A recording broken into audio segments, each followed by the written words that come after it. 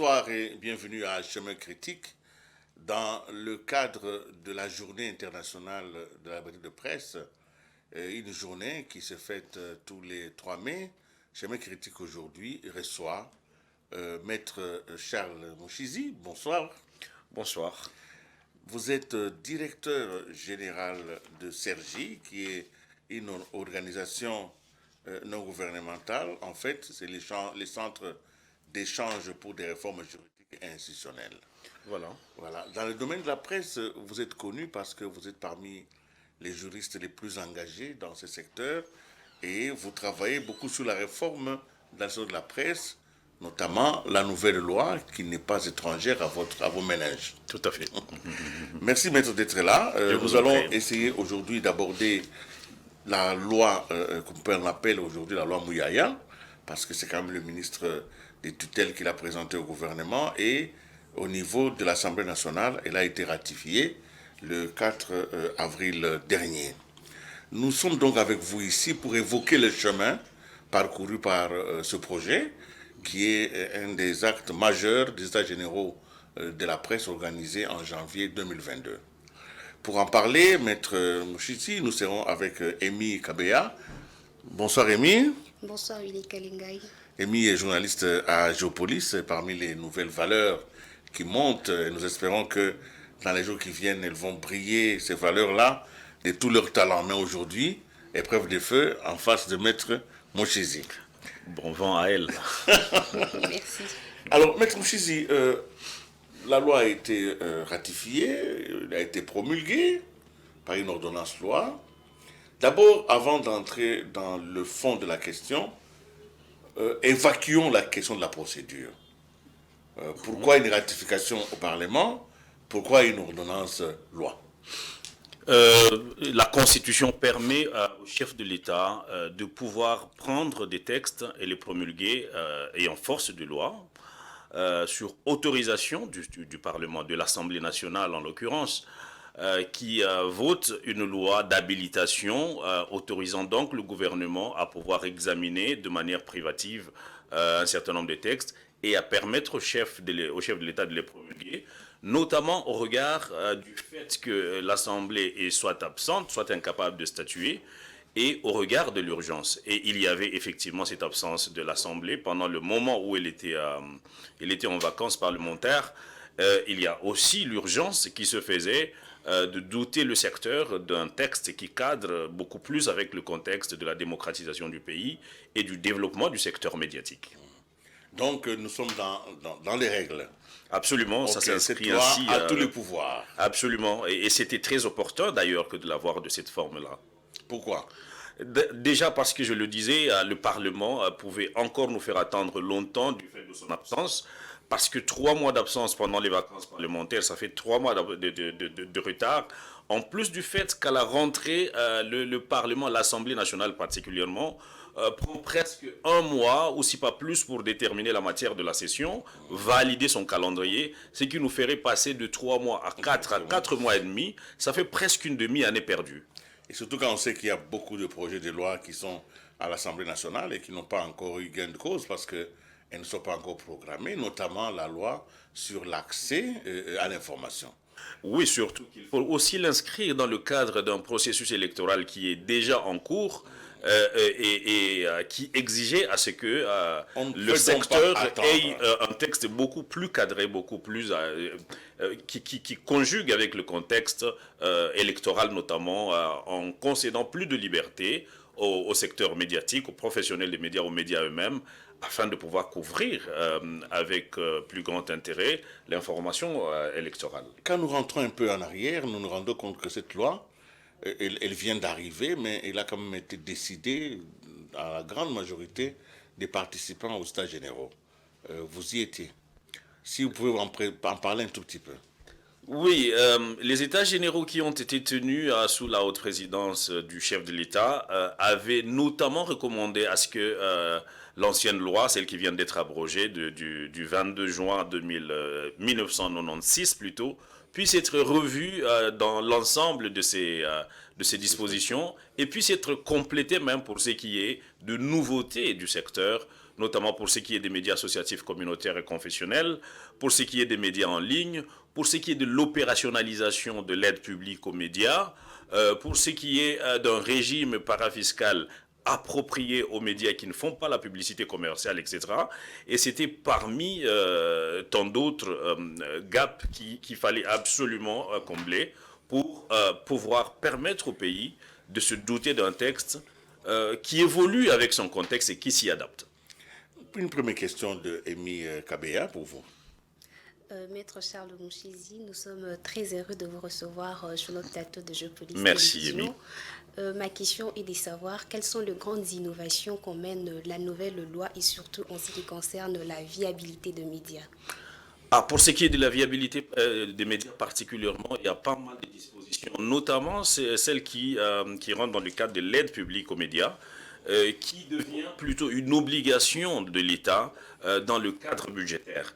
Ce n'est plus des petits cadeaux que le prince peut donner occasionnellement aux médias ou aux journalistes qui se comportent correctement, qui sont politiquement corrects, comme on le dirait, mais une obligation à appuyer le secteur médiatique pour son développement, considérant le service d'utilité publique que tous les médias de manière générale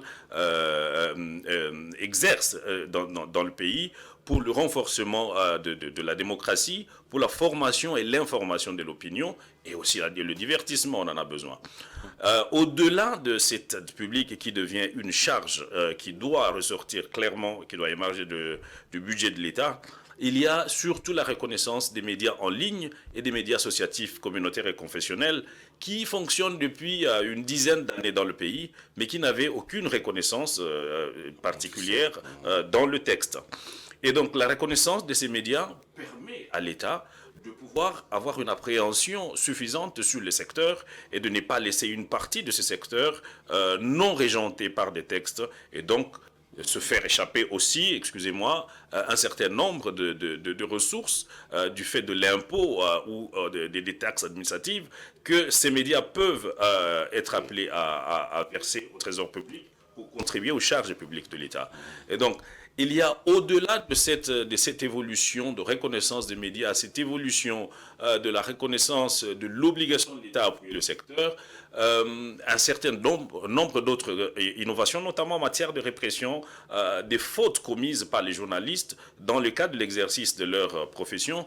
On n'a pas spécifiquement parlé de la dépénalisation, mais il y a une sorte de désescalade qui a été créée dans le régime priorisant et la régulation et l'autorégulation, privilégiant le droit de réponse de la personne qui se sent lésée en lieu et place d'une action en justice qui le plus souvent ne corrige pas grand-chose et finit par d'ailleurs créer plus de distorsions que de solutions recherchées. Nous allons revenir tout à l'heure aux innovations. Là, vous avez énuméré quelques-unes. Mais pour nous rendre compte de l'importance de ce que nous disons ici, nous allons revenir un peu en arrière vers les États généraux. Et Maître Mouchizi l'avait dit, le chef de l'État y était présent. Nous allons donc un peu réentendre les propos du chef de l'État quant à comment est-ce qu'il entendait, lui, en tant que le numéro 1 du pays, qu'est-ce qu'il attendait vraiment de la presse. Suivons ce retour en arrière, un tout petit peu. J'ai suivi avec intérêt le déroulement de vos travaux. Des heures d'échange, de questionnement et de contradiction jusqu'au dénouement heureux. En effet, l'essentiel a triomphé. La République démocratique du Congo a une nouvelle fois gagné, particulièrement au travers de la hauteur et de la profondeur qui ont animé ces débats, mais aussi dans cet élan de transcendance et de patriotisme dont vous avez fait foi et pour lesquels je vous exprime au nom du peuple congolais toute ma gratitude.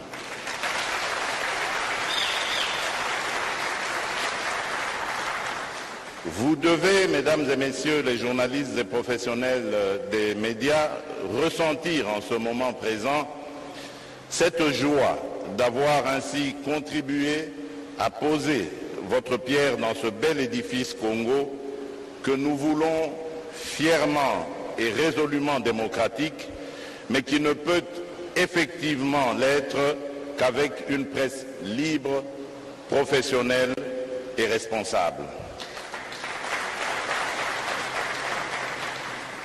Aujourd'hui, nous pouvons tous être fiers en ce que vous avez accepté d'examiner avec rigueur et sans complaisance votre secteur dans une perspective non seulement de l'améliorer et de lui permettre de jouer ce rôle de quatrième pouvoir lui reconnu universellement, mais également d'atteindre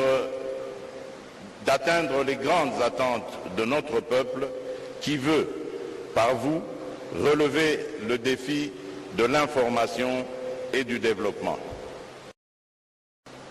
Mesdames et messieurs, vous vous êtes présentés à ces assises en ayant chacun d'entre vous des préconceptions, une vision du monde et de la République démocratique du Congo distinctes les uns des autres.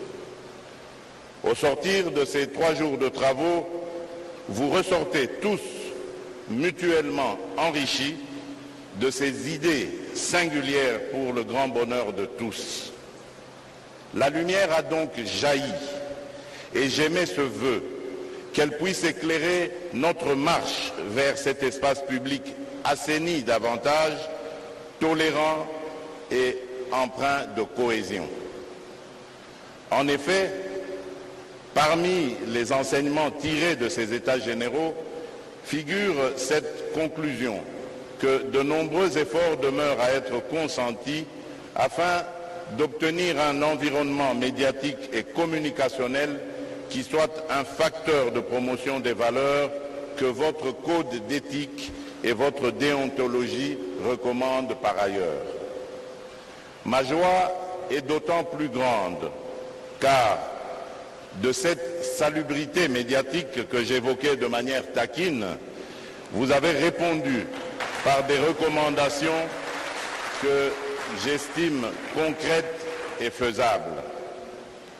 Nous ne pouvons que nous réjouir de l'effort visible pour une conscience renouvelée et désormais orientée vers la protection des valeurs sacro-saintes de la République. Mesdames et messieurs, vous êtes sans ignorer que nous nous trouvons au carrefour d'un bouleversement majeur dans la vie de l'humanité au regard des défis qu'impose le changement climatique.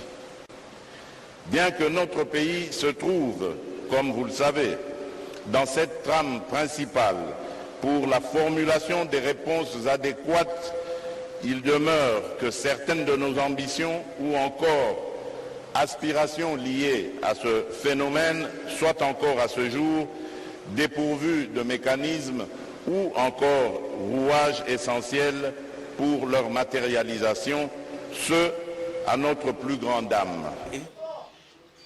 Voilà, le chef de l'État nous a rappelé, s'il était besoin, l'importance du travail qui a été fait. Alors, Maître Charles Mouchizi, dans quelle mesure la loi qui a été promulguée rencontre cette préoccupation-là, notamment un espace public assaini, tolérant et participant à la cohésion. Le chef de l'État a même utilisé le mot salubrité publique. Ça fait une année, aujourd'hui nous sommes donc à une année et quelques mois. En quoi cette loi rencontre un peu cette préoccupation? Non seulement le chef de l'État lui-même, mais aussi de toute la corporation. Vous avez déjà commencé un tout petit peu à répondre, hein, en répondant à Amy Kabea tout à l'heure. Alors, il faut mettre beaucoup de choses dans le concept de salubrité médiatique que prend le chef de l'État.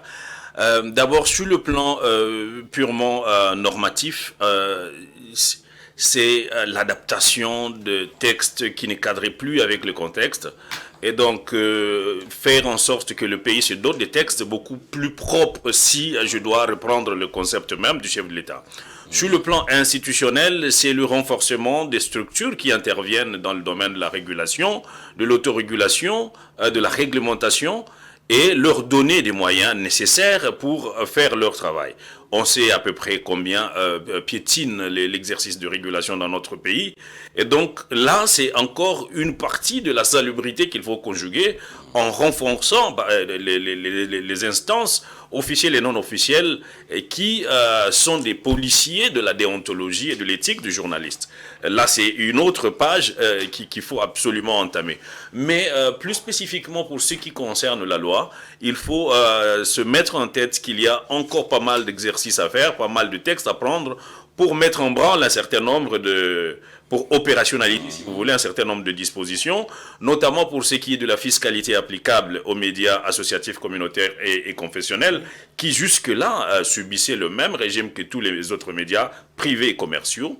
Il y a aussi cette question de la réglementation par des mesures bien appropriées de comment l'aide publique aux médias doit pouvoir s'opérationnaliser pour renforcer la viabilité des médias, tout tendance confondues. Et ça, c'est le travail qui a été donné par la loi, par le législateur, aux régulateurs des médias, qui peinent encore à se doter des outils, justement, pour réguler de manière efficace, cohérente et durable cette question, parce que la régulation ne doit pas se conjuguer simplement en termes de sanctions à infliger lorsqu'il y a une faute, et doit se conjuguer beaucoup plus dans la pédagogie et dans l'anticipation à la faute, en renforçant les capacités non seulement intellectuelles, professionnelles, mais aussi opérationnelles des médias. Et le côté opérationnel, management aussi, je peux même ajouter, rentre dans le cadre de cette aide publique qui doit être organisée de manière beaucoup plus systématique et plus systématisée, si je peux dire, un peu comme les philosophes.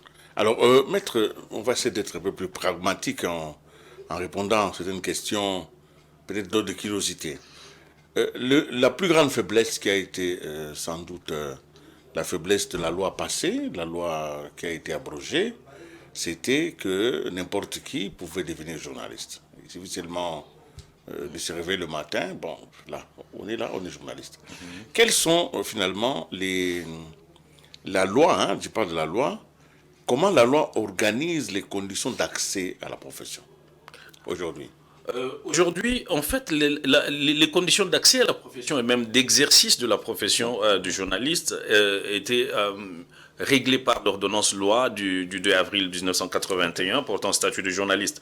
Mais cet autre texte, aussi en déphasage avec le contexte, c'est pour cela que l'ordonnance loi qui a été promulguée par le chef de l'État anticipe sur un certain nombre de choses, notamment en reconnaissant très officiellement le rôle de l'Union nationale de la presse du Congo comme organe qui autorégule, habilité non seulement à admettre, si je peux ainsi dire, des journalistes, mais aussi à leur conférer la qualité à travers la carte de presse. Et ça, c'est le fait pour l'UNPC d'apparaître dans un texte de loi lui donne plus de juridicité, plus de force pour agir sur le secteur. Et ça, c'est déjà fondamental pour est-ce que ce n'est pas une entorse? L'INPC, c'est quand même privé. Oui. Est-ce que peut-on mettre une organisation privée dans un texte de loi? Oui, le barreau auquel j'appartiens, c'est aussi une association tout à fait privée. Donc, l'État peut reconnaître un certain nombre d'associations, des corporations, une certaine valeur, une certaine force pour pouvoir organiser le secteur dans lequel les membres de cette corporation, les membres de cette profession agissent. C'est aussi une manière pour l'État de responsabiliser les secteurs privés et de l'amener à contribuer efficacement au développement de l'État et à la démocratisation, au renforcement de la qualité même de la démocratie. Émile Kabea. Monsieur Charles, le maître Charles, c'est ce qu'on reproche beaucoup à la presse congolaise, c'est d'être partisane, parce que nous remarquons que certains journalistes sont là derrière certains hommes politiciens et qui s'affichent même. Alors, dans cette nouvelle loi, y a-t-il des dispositions qui réglementent cela? Il y en a plusieurs, mais je crois qu'il ne faut pas se limiter aux effets, il faut aller sur les causes. D'abord, la question de journalisme partisan, ça c'est universel, ce n'est pas seulement au Congo. Mais que ça puisse se généraliser au Congo, cela peut poser de problèmes. La question de revenus du citoyen congolais doit être au centre de cela. Parce que ceux qui consomment les services médiatiques sont des personnes privées. Et ces personnes privées sont pauvres. Ils ne peuvent pas acheter à la hauteur voulue, à la hauteur exigée, les services de la presse. Ça fait que les médias doivent quand même fonctionner parce que la plupart sont des entreprises réellement constituées comme Géopolis. Et donc, il n'y a pas à se poser 1000 questions du seul moment que l'entreprise a besoin de revenus et de ressources pour fonctionner. Elle doit pouvoir se trouver les voies par lesquelles elle peut y accéder. Évidemment, pourvu que ces voies-là ne violent pas la loi. Et jusque-là, ça ne viole pas la loi. Mais l'État, en agissant sur cette salubrité qui a plusieurs faciès, doit pouvoir penser aussi à ces appuis, notamment en intrants, qui sont utilisés par les médias et qui doivent être, à la limite, détaxés pour permettre aux entreprises qui sont censées fournir des services à la population et à la République dans son ensemble, de pouvoir les faire avec la contribution de l'État, mais de bénéficier aussi de ces facilités, parce que c'est quand même des entreprises de l'État. Si jamais un jour nous avons une forte concurrence des médias privés étrangers qui s'installent en RDC, nous allons commencer à regretter les entreprises que nous aurons laissées mourir parce qu'elles ne résisteront pas à cette concurrence. Maître Mouchissi, nous allons revenir à la régie pour... on a suivi les chefs de l'État, certes, il nous a donné les grandes orientations, mais l'un des acteurs majeurs de cette loi, c'est quand même le ministre de la Communication et des Médias, Patrick Mouyaya. Nous verrons, donc nous allons suivre encore un peu ce qu'il avait dit à l'époque. Pour nous, c'est aussi quand même un moyen de le féliciter, parce qu'il a fallu de la ténacité. La dernière loi, c'est en 1996. Aujourd'hui, en 2023, il faut le faire, et ce n'est pas le manque de volonté, en tout cas d'initiative, que nous n'avons pas eu la nouvelle loi, mais il a fallu quand même rencontrer un homme politique décidé, et Dieu merci, un ancien journaliste. Nous allons suivre le ministre à la clôture toujours de ces états généraux. Quel était son rêve? Mesdames et messieurs, le professionnel des médias, vous voici donc au terme de vos travaux. La pertinence des recommandations issues de vos cogitations sont la preuve que ces états généraux de la communication et des médias n'ont pas été des assises de plus, encore moins de trop. Soyez-en sincèrement remerciés.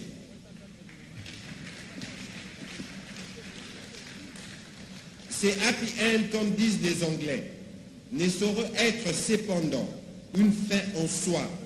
Elle laisse plutôt la place au véritable challenge, celui de l'après-états généraux.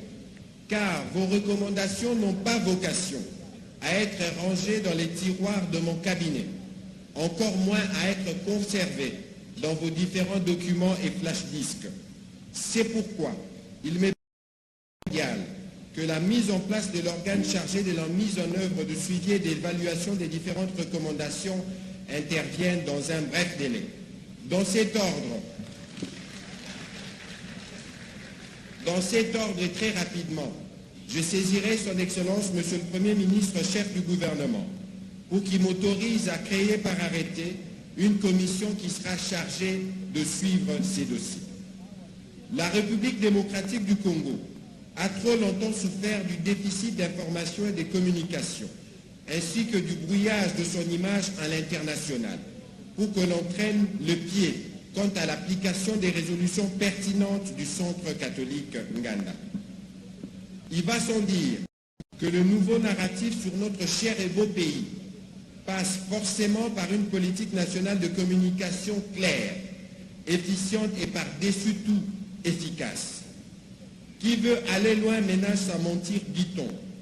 Avec la pile de recommandations qui vont des réformes du cadre légal à la définition de la politique nationale de communication, en passant par la question de la viabilité des médias, vous avez tous les outils du redémarrage de votre secteur entre vos mains.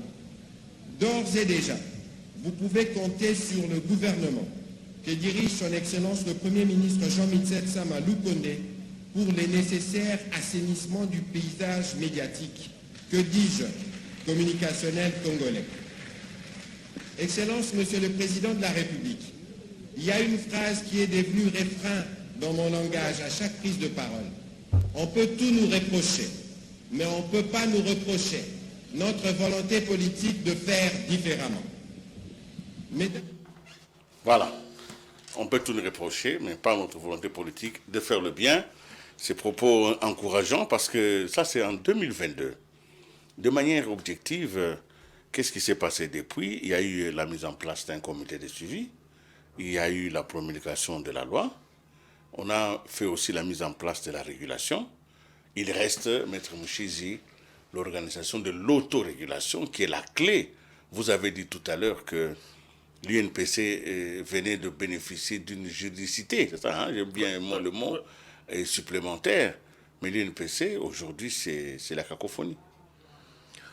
Je crois que ce qui manque à l'UNPC, c'est le courage de l'engagement des aînés comme vous, qui connaissaient la profession et qui avaient tous les atouts, l'autorité, le savoir technique, intellectuel, le savoir-faire aussi, et qui sont nécessaires au fonctionnement cohérent, harmonieux, efficace de cette structure qui est d'une utilité irremplaçable pour la République démocratique du Congo. Et donc, moi, je crois que l'UNPC a été longtemps abandonné à des demandeurs d'emploi, à des personnes qui n'avaient pas un profil suffisant sur le plan éthique et personnel, parce qu'en fait, depuis la mise en place de l'Union en 2004, il s'est plus tenu des guerres intestines que du travail réellement attendu de la population et de la corporation. Et donc, l'UNPC n'a pas su développer un quelconque projet jusque-là qui soit capable de fédérer l'essentiel de la profession, ne serait-ce que de la alors que les problèmes sont connus. Je crois que ce qui est important aujourd'hui, c'est fouiller parmi les aînés que vous êtes, ceux qui ne sont plus à leur première centaine de dollars peut-être en poche, et qui ne sont pas dans la nécessité, qui sont capables de se faire respecter, qui se font respecter et qui peuvent faire respecter la profession. C'est une question de profil. Il faut absolument profiler aujourd'hui ceux qui sont censés présider à la destinée de la profession. Et ça, c'est très, très important. C'est beaucoup de sacrifices, il faut bien le dire, parce qu'abandonner une aussi grande entreprise aujourd'hui pour passer 4 à 5 heures à travailler pour une association, c'est pas très évident parce que ça paye pas nécessairement. Bien évidemment, si jamais il y a des projets d'envergure qui parvient à être développé, ça peut commencer à payer parce que, évidemment, l'homme doit vivre de son salaire. Alors, le thème de l'année, le thème de l'année pour la fête de la presse, le thème c'est la liberté de presse comme moteur de tous les autres droits de l'homme. Alors, Maître Mouchizi, parce que la loi a été promulguée, il y a quand même des innovations. Je voudrais que vous puissiez trouver les liens entre les innovations et le thème de ce jour. Surtout, par exemple, par rapport aux réseaux sociaux. Comment la nouvelle loi aborde la question des réseaux sociaux? La loi n'aborde pas à proprement parler les réseaux sociaux. Peut-être les médias sociaux, les médias en ligne, oui. Et ça, c'est véritablement une nouveauté qui permet à toute personne qui a les atouts nécessaires de pouvoir chercher, traiter et diffuser des informations par voie médiatique. Mais il faut ramener cette question dans le cadre d'une organisation étatique pour éviter le désordre. Il faut absolument que ces médias soient reconnus par l'institution publique qui est chargée de réguler les médias de manière générale et qui, évidemment, a la charge de contrôler notamment la grille des programmes de chaque média. Des apparitions spontanées individuelles par des articles, des analyses touchant à l'un ou l'autre point qui concerne le pays, ça ne constitue à proprement pas parler des médias. Il faut que ça soit quelque chose d'un peu plus structuré.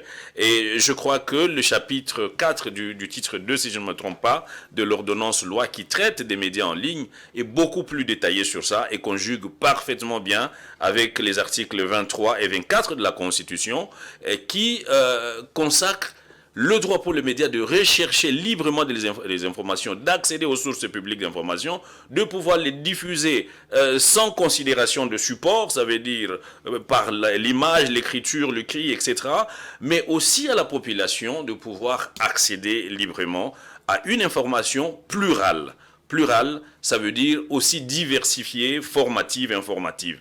Et donc, ces deux dispositions de la Constitution sont tellement essentielles parce que, voyez-vous, il y a des journalistes qui pensent que ce droit peut se limiter simplement à l'exercice journalistique, alors que ce droit va beaucoup plus loin au droit d'accès à l'information, notamment pour un député qui est dans son exercice de contrôle parlementaire et qui veut accéder aux documents officiels de l'État, de l'administration, que ce soit de l'administration publique ou privée, lorsque cette administration privée exerce dans un domaine d'intérêt public. Ça peut être une entreprise minière, par exemple. Et donc, un investisseur étranger qui veut venir investir dans le domaine du pétrole doit pouvoir accéder aux sources d'informations publiques relatives à l'industrie extractive du pétrole, etc. Et donc, on est bien au-delà du simple exercice médiatique, mais évidemment, les médias sont au centre de l'information et de l'information de l'opinion sur toutes ces questions centrales sur lesquelles la population de manière générale et chaque personne dans son secteur d'intervention professionnelle en particulier peut avoir besoin. Amy Kabea. Alors, Maître Charles, vous venez de parler des réseaux sociaux. Il y a un problème majeur qui se pose au public congolais, c'est le fait de la coexistence entre le média traditionnel et les réseaux sociaux. Et nous remarquons que les réseaux sociaux dominent. Alors, pour cette problématique, qu'a fait les législateurs en cette matière? Le législateur prévoit justement dans le chapitre 2 dans le chapitre 4 du deuxième titre de l'ordonnance, un certain nombre de restrictions, mais qui doivent être encore conjuguées par des arrêtés. Il y a des pays où on interdit carrément aux enfants ayant moins de 15 ans à pouvoir accéder aux réseaux sociaux. Cela, c'est aussi une mesure de protection. Et lorsque le législateur de 2011 a doté le Conseil supérieur de l'audiovisuel de la communication d'une représentation des parents dans la composition de la plénière, c'est justement pour pouvoir réguler ces choses-là. Et là, c'est encore une faiblesse de la régulation qu'il faut relever et sur lequel il faut travailler justement pour que ce ne soit pas un usage abusif. De toute façon, c'est plus des jeunes qui utilisent à temps et à contre-temps ces réseaux, beaucoup plus communiquer pour diffuser des vidéos, parmi lesquelles ceux qui peuvent détruire l'éducation, la formation de la jeunesse.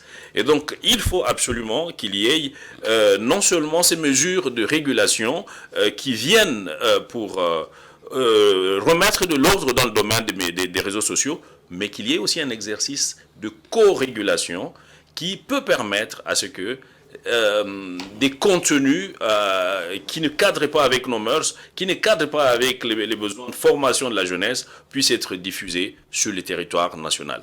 Ça, vous pouvez déjà le constater dans des pays développés. La question de co-régulation, par exemple, au niveau du RIAR, qui est les pays francophones européens, est forte au point que il y a des messages qui ne peuvent absolument pas passer. Il y a des films qui ne peuvent pas passer. Il y a toutes sortes de contrôles pour permettre à la jeunesse de ne pas être exposée et de ne pas rater sa formation dans sa croissance, je veux dire. Nous avons demandé à l'opinion publique un peu, les amis à la cité, à la ville, qu'est-ce qu'ils attendent? Quel est le regard finalement du Congolais sur les médias? Et qu'est-ce qu'ils attendent finalement des médias? Nous suivons. Congolaise, c'est une presse qui fait bien son travail, bien qu'il y a certaines presses qui font le travail avec beaucoup de dérapages, tels que la presse en ligne, les youtubeurs. C'est eux qui sont venus détruire l'image de la presse de notre pays. Auparavant, avec la presse écrite puis la télévision, la presse était tellement bien réputée par leur travail. Mais actuellement, avec la venue de la presse en ligne, tout est foutu. Tout est foutu. Mais du moins, par rapport à la presse écrite garde vraiment leur image qu'on avait auparavant, leur image là. Bien que la presse YouTube a venu détruire l'image de notre presse. Moi, je pense que j'aimerais beaucoup plus s'adresser au CESAC, M. Christian Bossem, qui est le président du CESAC, de bien faire aussi son travail par rapport à la presse YouTube, parce que c'est la presse YouTube qui a détruit l'image de notre presse ici au pays. Donc, si je peux dire un mot sur la presse congolaise, je vous dirais qu'il y a quand même un peu d'amélioration. Pourquoi? C'est parce qu'on réalise au jour d'aujourd'hui que la presse n'est pas vraiment comme a été autrefois. Au jour d'aujourd'hui, on a des informations un peu fiables. Malgré il y a des CLA qui n'arrivent pas vraiment à respecter les normes, voulais-je dire, relatives au métier de la presse. Il y a des dérapages, mais toutefois, quand cela se tient, c'est que nous pouvons juste demander aux responsables, à ceux-là qui sont censés orienter les gens, qui puissent un peu marteler. Et à tous ces mondes-là, parce que nous vendons au travers de la presse sans pour autant qu'on le sache. Il n'y a pas seulement que nous, les Congolais ou Congolaises, qui sont en train de suivre ce qui se passe à la télé. Il y a aussi les gens de l'extérieur. Nous avons des étrangers ici. Et si nous n'arrivons pas à bien respecter le travail, à faire ce que le travail nous demande, vous ne voyez pas que de nous-mêmes, nous sommes en train de nous... comment je peux m'expliquer? Nous sommes en train de dévier par rapport... Parce que nous ne sommes pas la première à faire la presse, ou bien à être dans les médias. Il y a aussi l'extérieur. Donc pour moi, en résumé, je peux dire que non, il y a quand même une évolution très avancée de ce qui est de la presse, malgré un peu des dérapages. Nous avons une mauvaise image de la presse congolaise. Sur la presse écrite, vous voyez un autre titre, un contenu différent. Et puis sur le reportage, il y a la politisation de la presse. Donc on utilise dans la presse plus d'informations monnaie pour déformer l'information. Alors là, nous demandons aux journalistes de pouvoir travailler dans la franchise. Donner de l'information, c'est une obligation. Dites la vérité de ce que vous avez vu, ce que vous avez entendu. C'est ça votre devoir, c'est tout. Donc, ne pas marchander ces informations, ne pas distraire l'opinion sur des informations, des choses qui ne sont pas vraies. Et là, ça perturbe l'opinion. Donc, c'est vraiment ça notre recommandation par rapport à nos amis qui ont accepté la position libérale et la presse. La presse congolaise. Voilà. Maître Mouchizi, nous arrivons progressivement vers la fin de cet entretien. Alors, moi, je vais vous poser deux petites questions pour peut-être clôturer. Les lois sont prises parfois, mais ne sont pas souvent exécutées parce qu'il manque des mesures d'application. Selon vous, quelles sont les mesures d'application pour que nous puissions en faire un combat aussi, pour que le travail qui a été fait par la presse, par les médias, surtout aussi par vous les juristes et aussi les parlementaires, ne puisse pas aller dans l'eau? Quelles sont les mesures urgentes d'application de cette loi?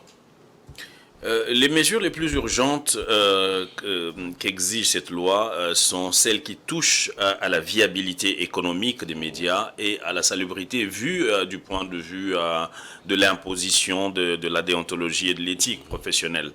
Et donc, il y a d'abord cette prise d'arrêté interministériel entre le ministre des Finances et le ministre du secteur pour ce qui est des taxes et de l'impôt spécifiques à chaque catégorie des médias. Aux médias publics, aux médias privés commerciaux, aux médias privés non commerciaux, aux médias en ligne, chacune de ces catégories de médias ayant justement les spécificités par lesquelles elles passent en termes de génération de ressources ou pas. Et donc, il faut absolument faire un distinguo dans ces régimes-là. Il y a surtout des mesures particulières sur l'aide publique aux médias, qui doit aussi tenir compte de la spécificité des médias, mais qui doit tenir compte de l'importance d'associer la profession dans la définition de cette catégorisation et de la substance même qui doit être logée au budget. L'aide doit consister en quoi? Tenant compte de la faiblesse du budget, de la modicité du budget par exemple. Qu'est-ce qui est prioritaire à être couvert? Est-ce que c'est la formation des journalistes? Est-ce que c'est la dotation matérielle? Est-ce que c'est des infrastructures? Est-ce que l'État va bâtir un bâtiment dans lequel il va loger peut-être des médias pour leur donner des conditions meilleures de travail, etc. Tout ça sont des mesures qui s'avèrent très très urgentes, et je ne saurais pas toutes les énumérer, mais dans l'ensemble, toutes touchent à la viabilité économique des médias. Maître Charles Mouchizi, nous arrivons donc à la fin de cette émission. Ma dernière question sera en fait votre message, parce que ce que vous regardez, la presse, vous êtes vraiment un des piliers de cette presse, parce que tout en n'étant pas journaliste, vous êtes un avocat, donc vous nous défendez et vous nous éclairez de vos lumières juridiques, là où nous parfois nous divagons de nos émotions professionnelles. Alors quel est le message que vous pouvez adresser à la profession qui vient de recevoir, en fait, je peux appeler ça un cadeau, cette loi sur l'exercice du métier? D'abord, c'est de dire merci au ministre Patrick Mouyaya qui vient de faire une différence. Moi, j'ai été conseiller à ce ministère depuis 2007, puis jusqu'en 2013-14, j'ai été entre ce ministère et le CESAC. J'ai pas vu autant de volonté, autant d'engagement citoyen républicain pour doter la profession d'une loi aussi pratique, moderne, qui cadre avec le contexte. Mais s'il m'est permis aussi de dire un mot quand même à la population congolaise, c'est mener la population à savoir respecter le journaliste. Autant qu'on respectera un magistrat, un avocat, un médecin, le journaliste mérite tout autant le respect. Et je peux le dire en 2 mots. Pourquoi le journaliste mérite cela? Simplement parce que le journaliste, par essence, est une mémoire institutionnelle de l'État. À considérer le nombre de couvertures d'informations, le nombre d'acteurs rencontrés, le nombre de documents lus sur le plan. Les journalistes sont des faiseurs de l'histoire. Et si on leur donne l'occasion, je crois que comme ailleurs, les journalistes produiront des livres historiques qui vont impressionner le monde. En dernier lieu, peut-être, c'est aussi de parler de mon expérience professionnelle. Willy Kalenga, il peut l'avoir oublié, mais je me rappelle qu'en 2004, il m'a poussé pour parler devant les gens dans une interview que devait donner à Marie-Ange Mouchebekwa quand elle était menacée. Et j'ai commencé à développer cet amour de la parole, de la critique, de l'échange avec les journalistes. Et à vrai dire, aujourd'hui, la plume et l'éloquence que je n'ai pas trouvée dans le droit, je l'ai trouvée dans le milieu journalistique. Et je crois que c'est un milieu qui me plaît finalement, complice au droit. Merci beaucoup, Maître Charles Mouchizi. Je n'ai pas oublié, vous avez fait du chemin. Aujourd'hui, vous rivalisez avec les meilleurs orateurs dans le domaine des médias. Nous sommes donc arrivés à la fin de ce programme, chez mes critiques, que nous avons voulu dédier à la fête de la liberté de la presse. Pour nous, la fête est un combat. Nous combattons pour que ces métiers puissent survivre, non seulement aux moutons noirs qui l'ont envahi, mais survivre aussi à la précarité ambiante. Ce métier doit survivre au manque de professionnalisme, mais surtout au découragement. Merci donc à Amy, merci d'avoir été avec nous. Mais parce que c'est quand même une émission de fête, nous allons suivre une chanson. Rarement dans cette émission, nous faisons la chronique, mais là, c'est une chanson sur le droit, sur les libertés, que nous suivons avant de nous séparer.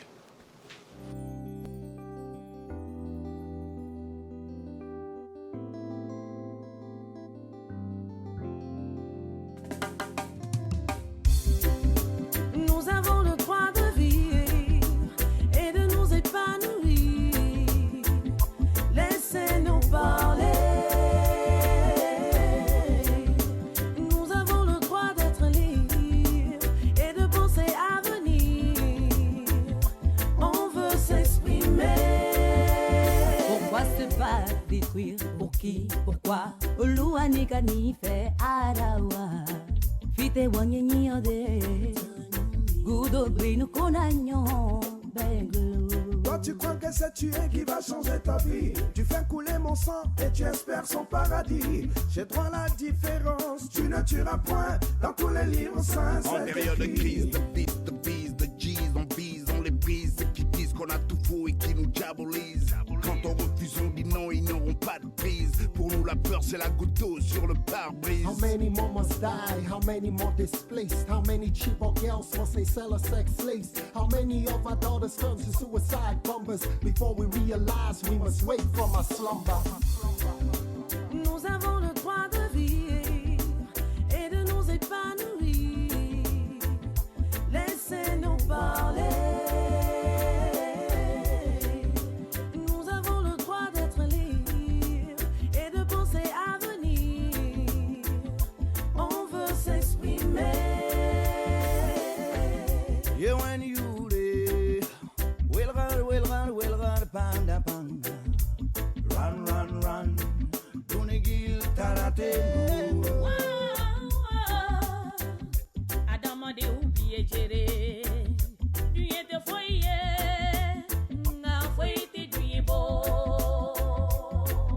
Nous crions contre l'absence de justice, pauvreté, violence et extrémisme. Voyez, levons-nous et disons non, ça doit cesser. Secte apocalyptique au dessin funeste, assassin jusqu'au boutiste, imbécile que rien n'arrête, égorgeur extrémiste avec la haine qui les habite, autour de nous qui cohabitent. We have to fight it.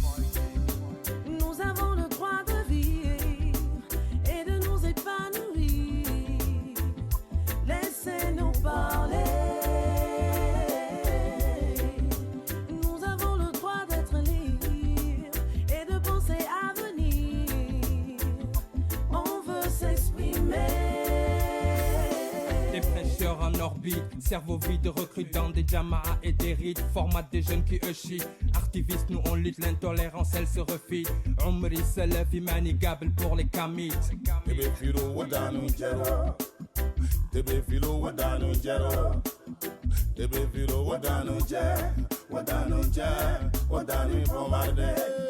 Je suis Gao Tombouctou qui est à l'état encore. Je suis le Mali qui a mal dans son corps au nord. Victime des mines qui exterminent au nom du Moudjahidine. L'industrie de l'enlèvement, à qui profite ces crimes? L'extrémisme est une hantise avec laquelle on nous agresse. C'est la course au pouvoir qui nous cause toutes ces détresses. Il deal avec le diable qui crée la psychose puis nous mate. On voit des crimes, on vit l'horreur ici, c'est la tourmente. Nous avons le droit de vivre et de nous épanouir. Laissez-nous parler. Nous avons le droit d'être libres et de penser à venir. On veut s'exprimer. Nous avons le droit de vivre et de nous épanouir. Laissez-nous parler. Nous avons le droit d'être libres et de penser à venir.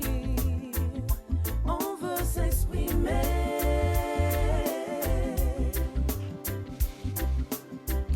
Voilà, c'est la fin des chemins critiques. Nous avons besoin de vivre. Laissez-nous nous exprimer. Vous avez besoin de vivre, alors exprimez-vous. C'est ça aussi la démocratie. Au revoir, Maître Mouchizi. Allez. Au revoir, M. Kalenga. Au revoir, Rémi. À la prochaine. Chemins critiques, c'est la semaine prochaine.